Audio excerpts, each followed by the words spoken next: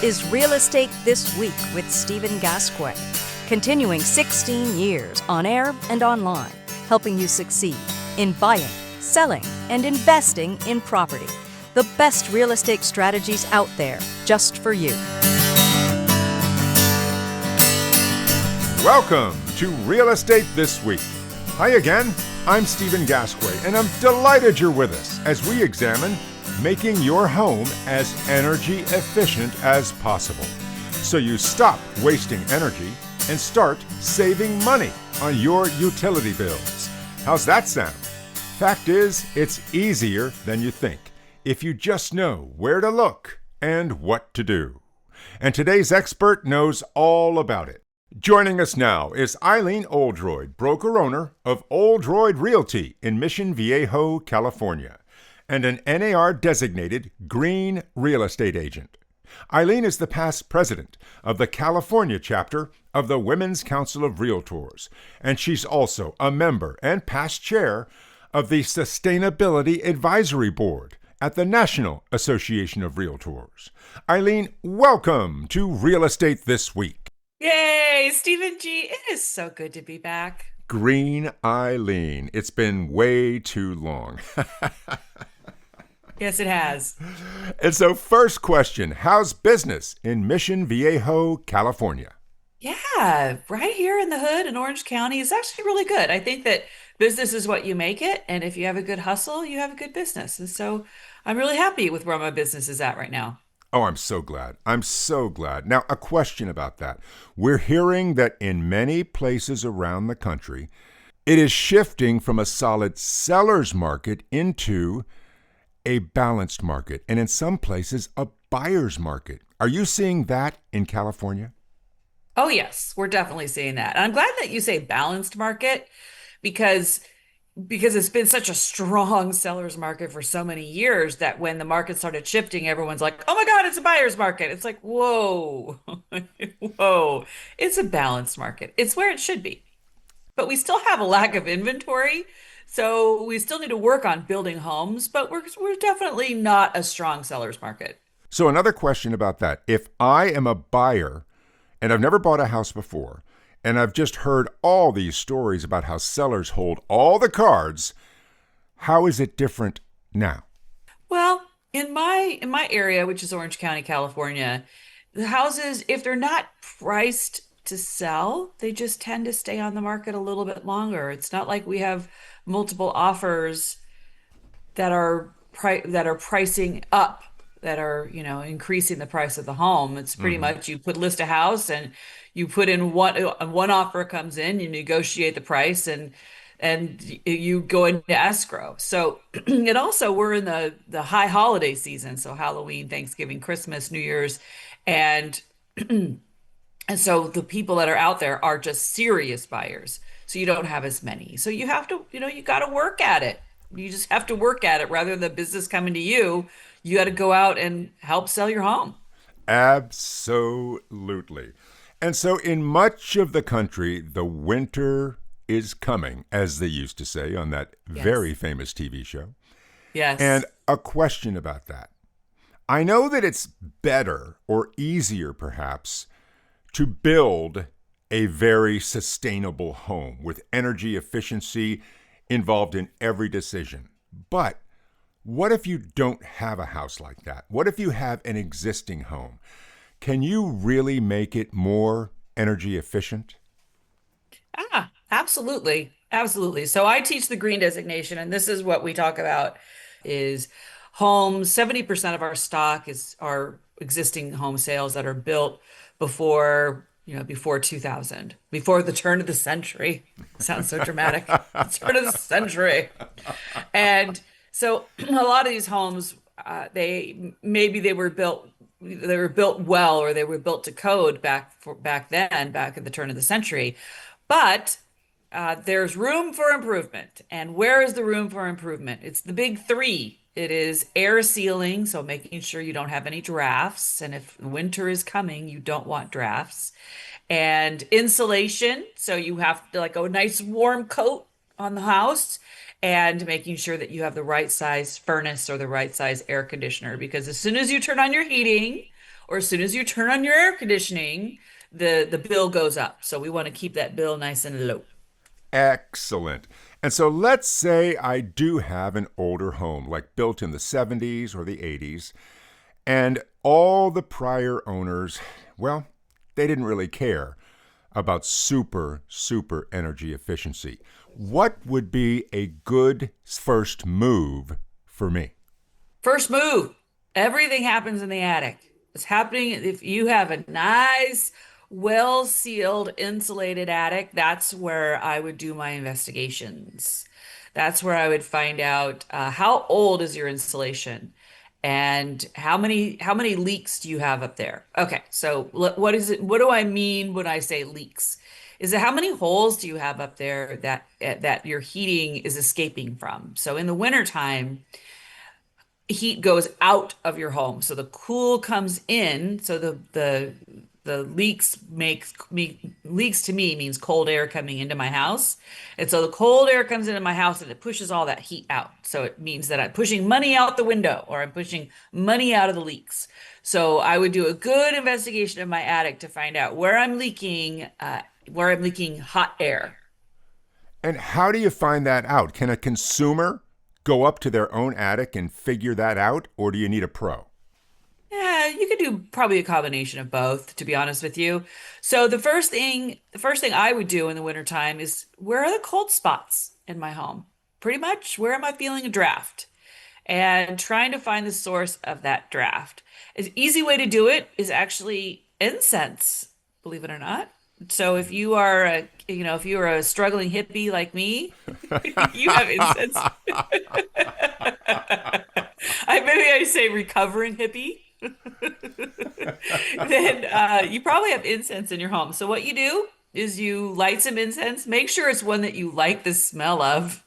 And if the smoke goes up in a straight line, or to those wispy, they go up, up, up, you're good. So it means that you're not in a room that's drafty. But if you see that the smoke incense is going in a particular direction, left or right, that means that you've got a draft somewhere in your home. So you follow it to the source of that draft. And what are you going to find? You might find a window. You might find a window that isn't insulated properly. Maybe the weather stripping has deteriorated.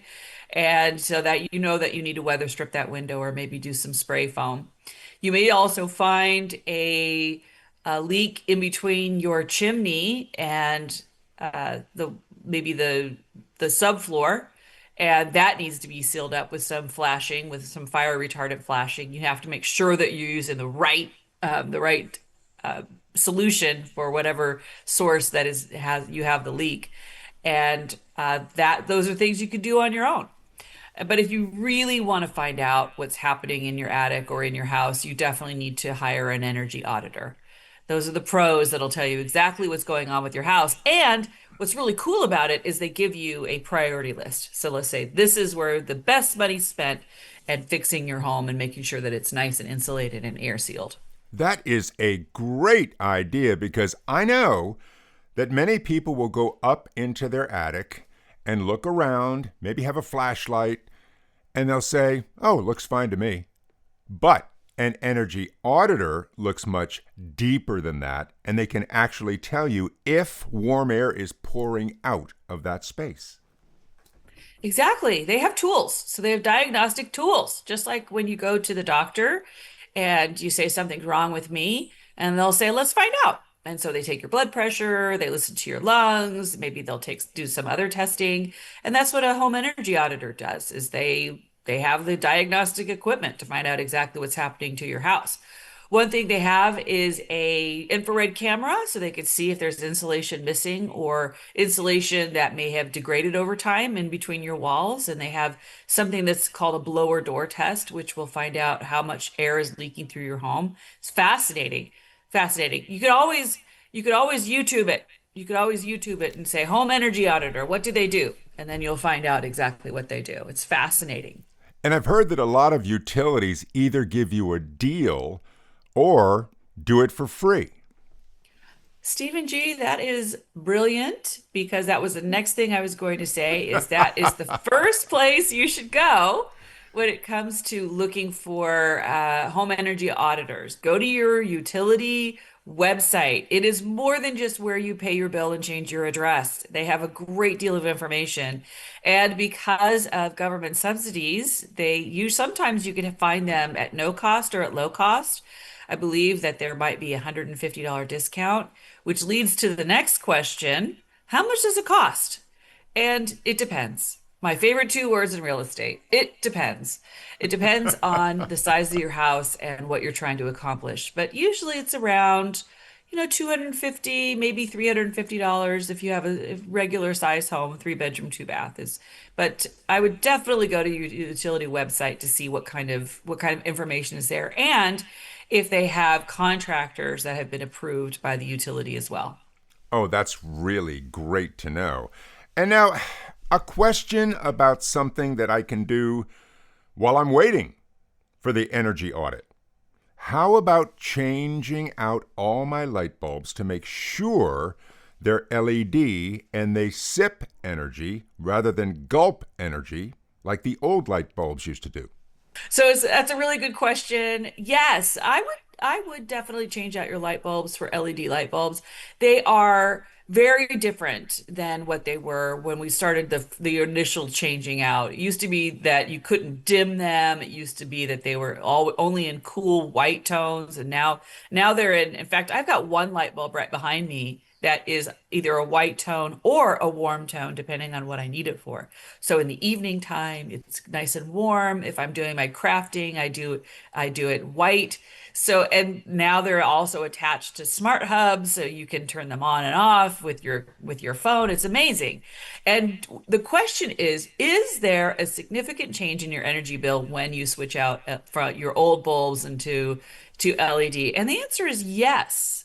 We switched out all of our light bulbs and we found there was a small amount of improvement to our electricity bill when we switched out to LED. So yeah, definitely do that.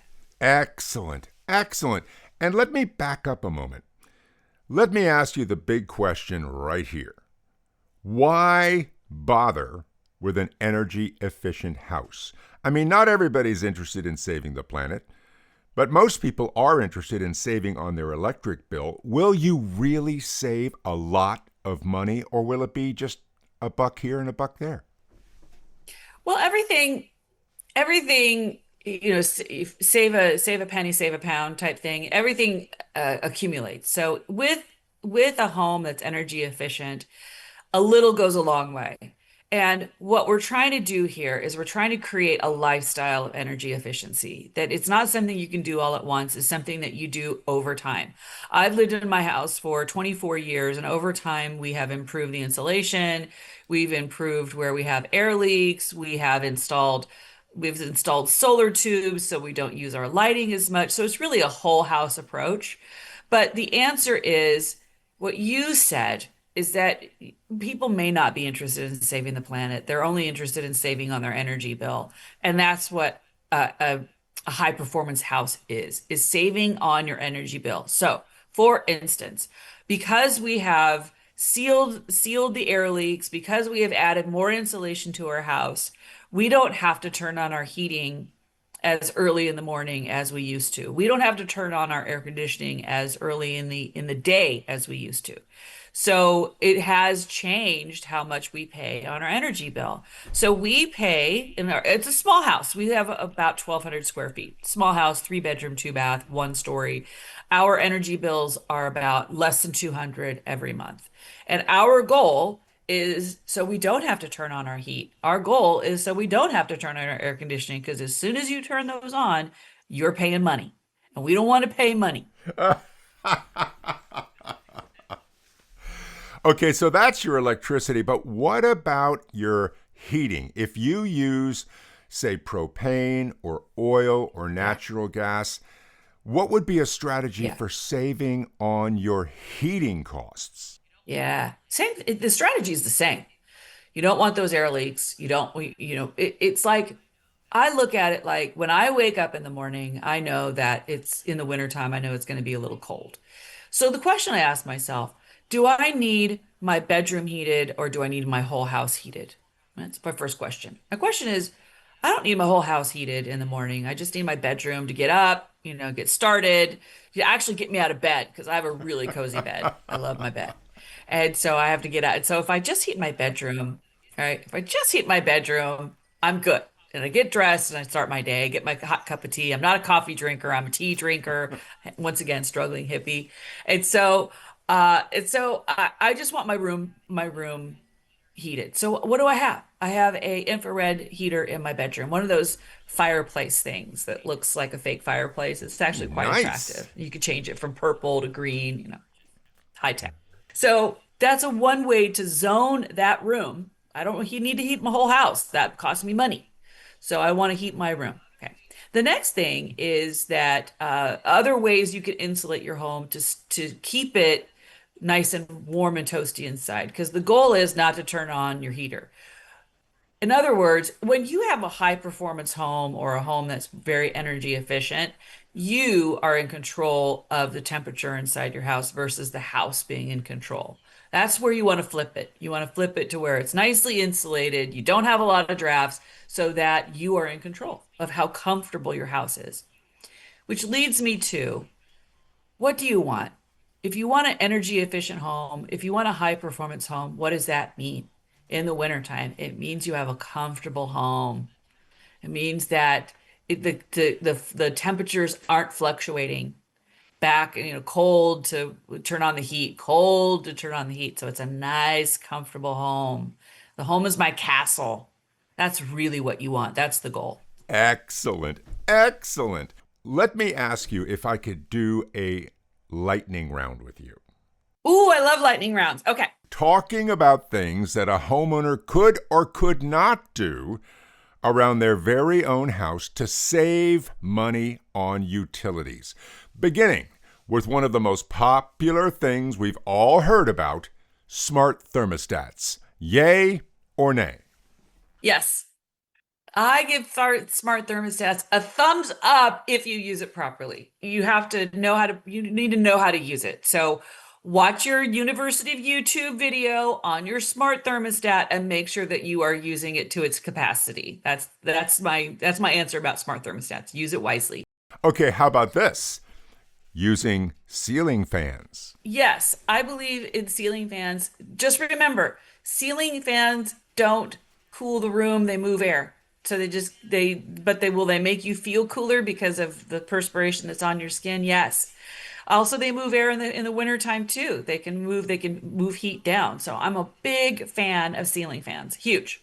Excellent. And what about the old-fashioned technique of opening the drapes in the morning and letting the sun pour in to warm the house, and then later in the day, closing the drapes to keep that warmth in? Yes. Oh my gosh. Yes, absolutely. So part of having a high performance home is energy conservation, and having drapes is conserving. So that's a good one actually. And get the right kind of drapes. You get those blackout drapes. They do add a little extra layer of insulation when you have them closed in the wintertime. And perhaps the most old-fashioned and traditional way of staying warm as we approach the winter. Just putting on a sweater. Heck yeah. That's what I'm talking about. Like that's what I'm talking about. Rather than turning on the heat, put on a sweater, put on a scarf in your home. Do I wear a scarf and a sweater in my own home and I live in Southern California? Yeah, absolutely. I don't want to turn on my heat. Let me ask you about something we hear a lot about everywhere in America, and that is putting solar panels on your roof. So you return electricity to the utility and get a credit for that, and your energy bill can drop way low. How about that?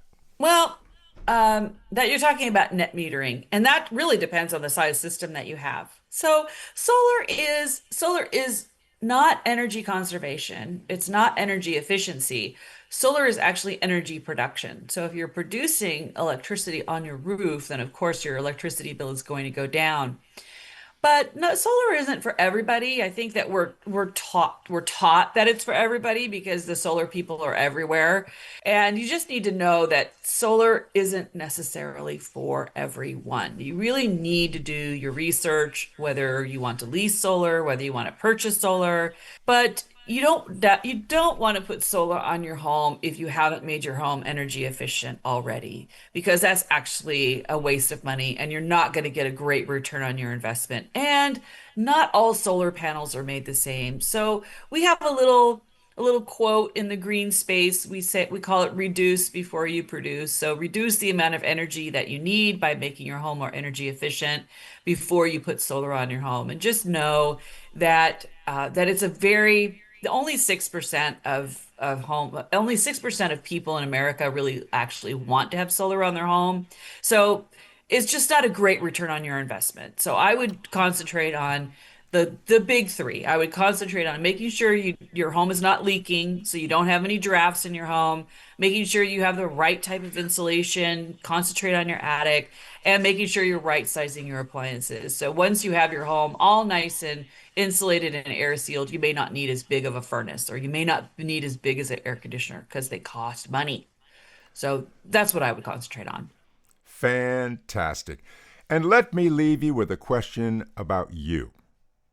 You love energy efficiency so much, and you use energy efficient approaches in just about everything you do in your home. So much so that your nickname is Green Eileen. Now tell me, what is it about energy efficiency that makes you love it so much? The short answer is saving money. I really like the idea of people knowing that they can find money and save money in their home, where they are the most of the time. And the other part that I love about it is that it makes their home more comfortable, that they're not having big sways of temperature changes throughout the day, that it's a more comfortable, quiet, healthier place. So in a weird way, I'm a health coach, if you want to stretch it that far, because the homes are healthier when they have great indoor air quality and when they don't have big temperature fluctuations and when they're nice and dry and they're not humid places. So I feel like I'm doing good for the home and good for the environment at the same time. Well, Eileen, I really want to thank you for being on the show today and giving us so many wonderful strategies for saving money on utilities. Thank you so much. You are so welcome, Stephen G. It's always delightful to be here. You are exceptional. Well, that is very kind of you to say, and I appreciate it, and I hope to have you back on very soon. I hope so too. Thank you, Eileen. Take care. Eileen Oldroyd, broker-owner of Oldroyd Realty in Mission Viejo, California, and an NAR-designated green real estate agent. Eileen is the past president of the California chapter of the Women's Council of Realtors, and she's also a member and past chair of the Sustainability Advisory Board at the National Association of Realtors. Next time on Real Estate This Week, home for the holidays. There's nothing like celebrating the holidays in your own home. So, we'll bring in a professional stager to help you turn your house into a holiday home. That's next on Real Estate This Week. And until then, I'm Stephen Gasque, and thank you for listening. A brand new episode of Real Estate This Week with Stephen Gasque drops every Thursday, everywhere. And you're invited to listen, subscribe, and follow us. Just look for Real Estate This Week with Stephen Gasque. The best real estate strategies out there, just for you.